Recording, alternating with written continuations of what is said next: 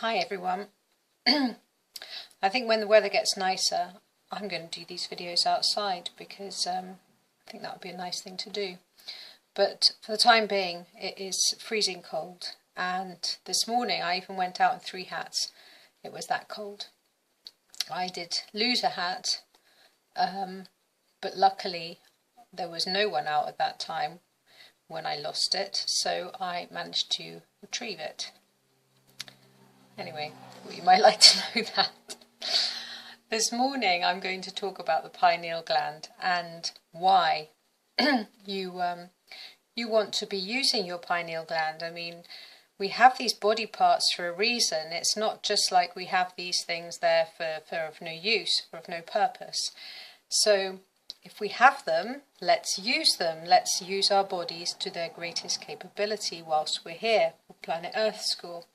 So the pineal gland is part of the endocrine system, and basically those are glands that secrete hormones directly into the blood rather than through a duct. The pineal gland may also be referred to as the third eye, and I'm sure that plenty of people have probably heard of the third eye. And so if you're looking at the face, so to speak, the third eye would be about here. But if you're looking inside the head, the third eye is set, the pineal gland is set further back. So it sits actually at the very top of the spinal cord. So why is it important to decalcify this little weeny pine cone shaped gland?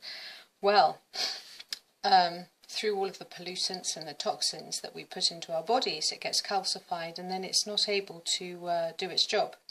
So one of the worst culprits for that is the fluoride that's put into our drinking water and into our toothpaste.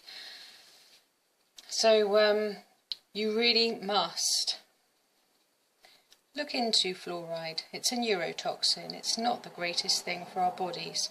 And you know, drink pure mineral water drawn from organic land, and do away with fluoride in your toothpaste. You can get alternative toothpastes that are actually incredibly effective. You can also do coconut oil pulling. You can also get activated charcoal and brush your teeth with that, which will help to remove all of the sort of particles that sometimes can get lodged down the sides of your gums. So there's lots of really effective ways to clean your teeth. Now the other thing that I would say is if you are going to go fluoride free, you do have a little bit of interim period where your teeth might be a little bit more sensitive. So just be aware of that, because it takes time. It's like, for example, if a farmer has always been using pesticides on his soil, on his land, on his crops, and then he decides he wants to go organic, there will be an interim period whilst he's going about his new, improved and better way of farming, that the land will still be depleted of its nutrients and stuff, and so it won't be as strong, it won't be as so able to, you know, it will be a bit more sensitive, like the teeth. That's what I'm trying to say. I'm just going about it in a bit of a long way. So anyway, do away with fluoride.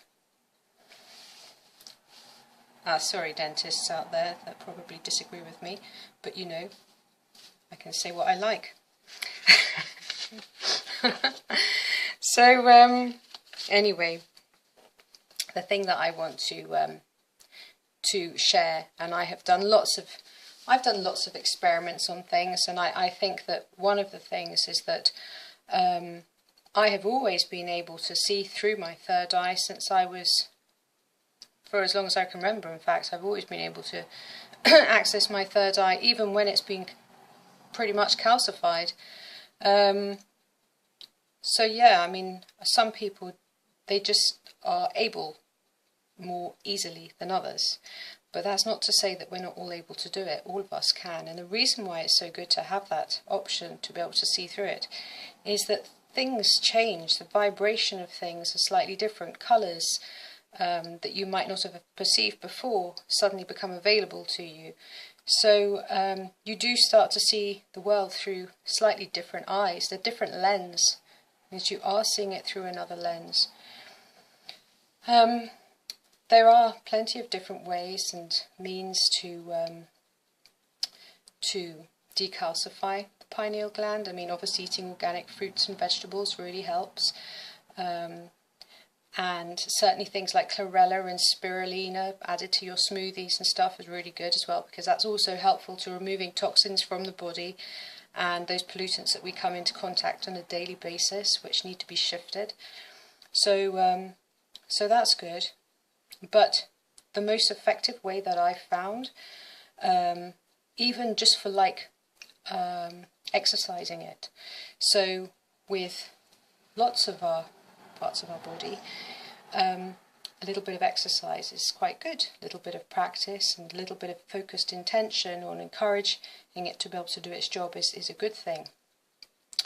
So one of the things that I won't go into too much here is that light language, which a lot of my fellow starseed friends will know about, is one way of encouraging your pineal gland to have a little bit of exercising. But if you really need to, first of all, decalcify it and get it active and get it moving in the right direction, you certainly need vibration. Vibration seems to be the most effective way of reaching this area, because it's inside your head, it's there. It's not like you can actually, well, the vibration, trust me, is just the best way. It's the #1 way, in fact, because this talk is on the #1 way to decalcify your pineal gland.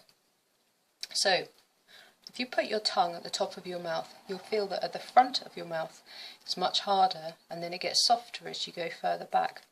So what you want to do is just slide your tongue from the hard bit going back to the softer bit, and just in between that sort of area, and you'll need to practice this because you'll need to find the right point for you. Just press gently with your tongue there, and as you're holding your tongue there, just pressing gently there, you want to send your focused attention through this top of your head. So as if you're like looking upwards through there with your tongue, and you will need to find this spot because it can slightly little bit vary depending, obviously, I say it's slightly vary, but we're all different, so you need to just find it exactly for yourself. You need to feel it. You will find it, and you'll know when you've got it. Then, as you're focusing on this bit here, with your tongue just at the back, on the sort of softish part of your palate, you want to start making this sound and let it be really strong, and send that sound out through here. And you need to practice that frequently, every day. In fact, do it for probably a few months. And what happens is you start to vibrate and shift this area. This pineal gland starts to, the little particles of calcification start to dislodge, and then the lymphatic system can do its thing. And it works. And it works. You will notice the difference. So give it a go. Try it out. Until you try these things, you don't know if they work. Don't trust me. Trust yourself. Go ahead and try it. Try it. But it's worthwhile doing.